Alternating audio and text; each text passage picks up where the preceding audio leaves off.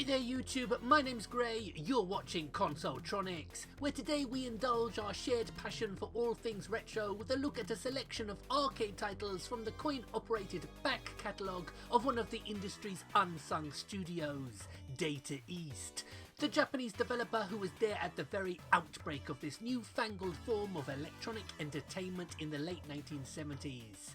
And throughout the following few decades before their sudden but inevitable collapse in the early 2000s, they would release some of the best games both in the arcades and on home systems. So join me in my look back at Data East Arcade Classics for the Nintendo Wii. Welcome, Agent.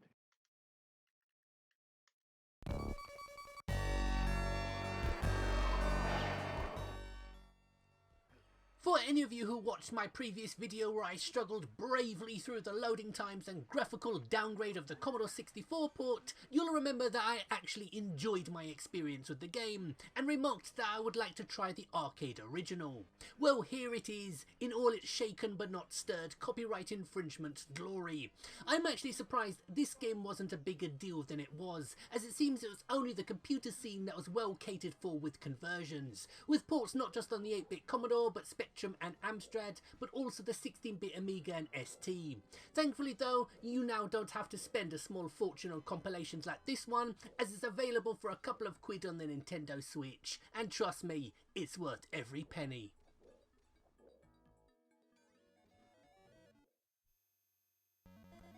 And we seamlessly transition from a game from the height of their powers to one that can lay claim to be the first to really make their name. It's Burger Time, a big hit for Data East back in 1982, when they were still trading under the name Deco. And I very nearly didn't include this one, as I've played enough shitty old arcade games recently to last me a lifetime. But there's something special in the sheer simplicity of it that's held my interest. And this is why I've always championed compilations like this, as it gives you the excuse to try many titles ordinarily you'd turn your nose up at. Although I'm placing the blame quite firmly at the feet of my long-serving GameCube controller for why I've made no improvement whatsoever at the game, no matter how long I've been playing it.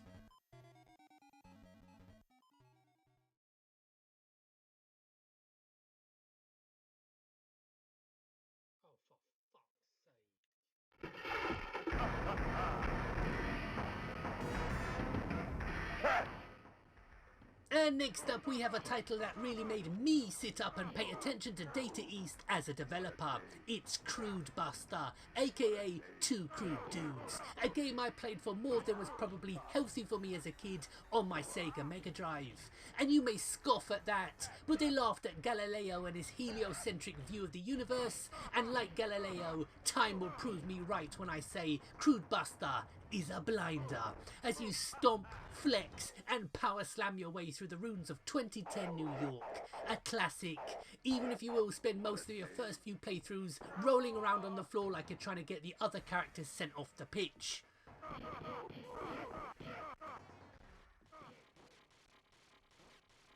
It's another oldie, but is it a goldie? Well, this 1986 spaghetti western inspired piece of platform silliness is what we in the trade refer to as an odd duck.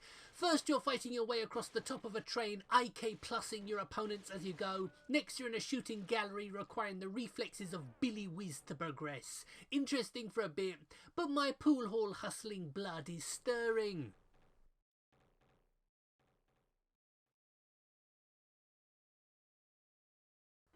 Well, a wizard with a Wavebird controller I may be, but with a pool cue, not so much. Although I'm pretty sure this game was ported to just about everything at one point, but as you can clearly see on screen, I've never played it. In fact, thinking about it, this is my first time ever playing a pool or snooker simulator, and judging by my performance, very probably last.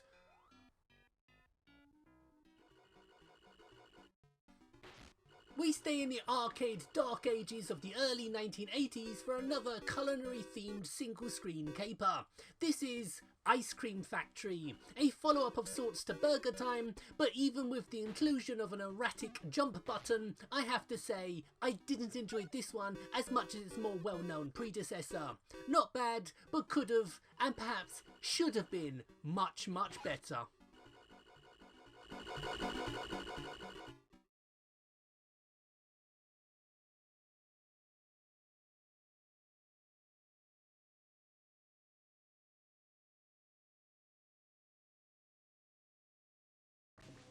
And next up we have a game that the majority of you should be familiar with. It's Joe and Mac Caveman Ninja, a game that would see wide release across the 8 and 16-bit Sega and Nintendo platforms.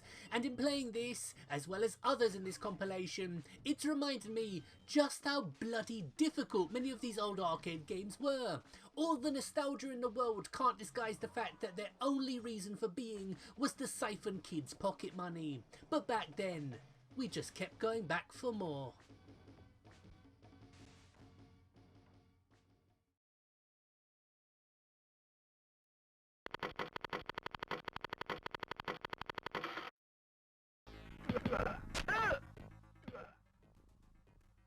Another beat-em-up of some renown, Bad Dudes, aka Bad Dudes vs Dragon Ninja, or simply Dragon Ninja, all of which I once thought were different games by the way, but naming conventions aside, how does Bad Dudes hold up?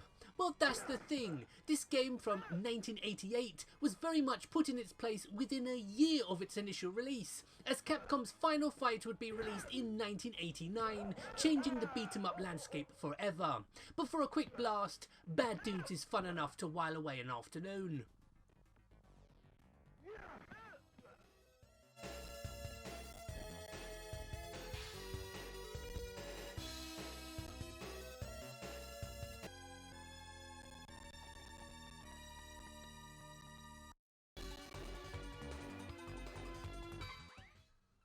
I enjoy a good puzzle game now and then, but it might surprise you to hear I never really took to Tetris or those inexplicably popular puzzle bobble games, so can't say too much about Magical Drop.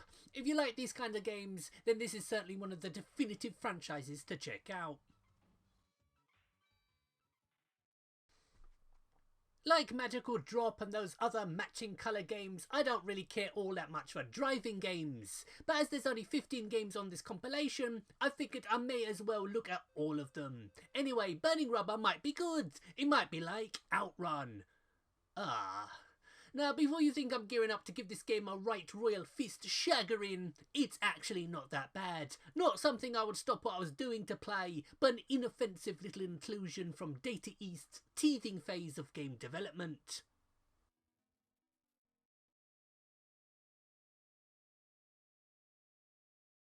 What might still be nearby? I'm closer than that, fool! I'm here!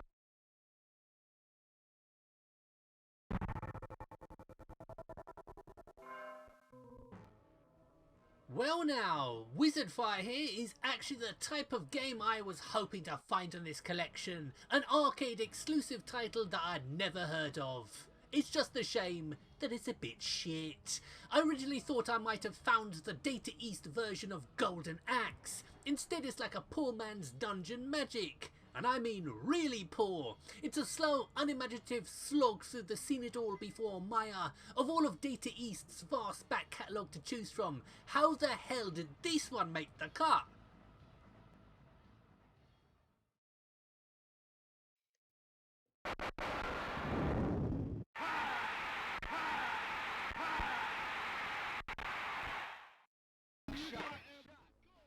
You know, I'm beginning to regret my decision on showing off each and every game in this collection, because in case you haven't guessed, sports games also are not my forte. And as I don't even know the rules of basketball, this match was more one-sided than my crush on Kelly Brook.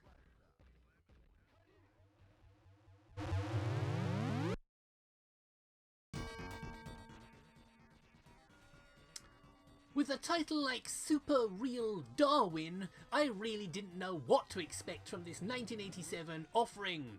and to my sheer delight, it's one that plays to my strengths, as it's a shooter, and a good one too. Harder than a golem stiffy, but that might just be my age-raddled gaming skills. But out of all the games I've tried so far, this is the one I want to go back to and bring to heel.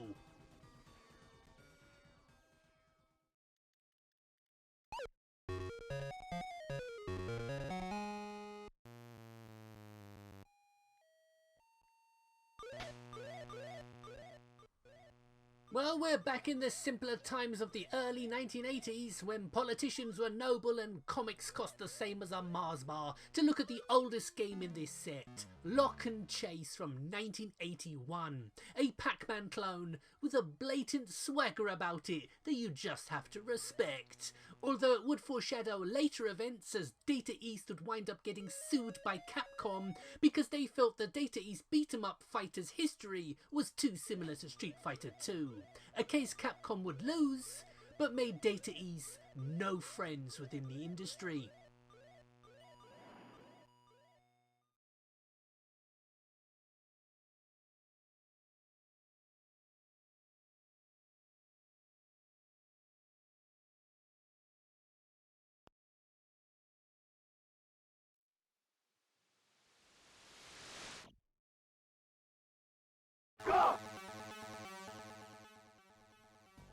And as we come to the final game, is it a case of saving the best to last? Well, sort of. I had heard of this game and the fact that the NES had a very respectable port, as well as a Switch adaptation knocking about. But at this point, I have to wonder, are there any retro games that haven't been put on the Switch? But anyway, there's something about Data East and dodgy controls that just seems to plague a lot of their games, a la Atomic Runner.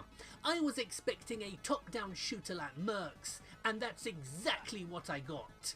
But for some strange reason that's been lost to history, Data East thought it would help the gameplay experience immeasurably if you were stuck pointing in one direction the whole time, making what should have been a tasty little shooter fiddly at best.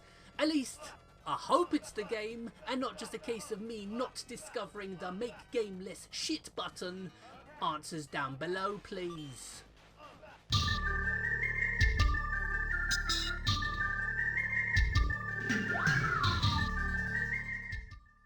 Well, we've reached the end of the video, so what are my final thoughts on the Data East Arcade Classics collection for the Nintendo Wii? Well, for a company with such a long and storied history within video games like Data East, why only 15 games and not 50?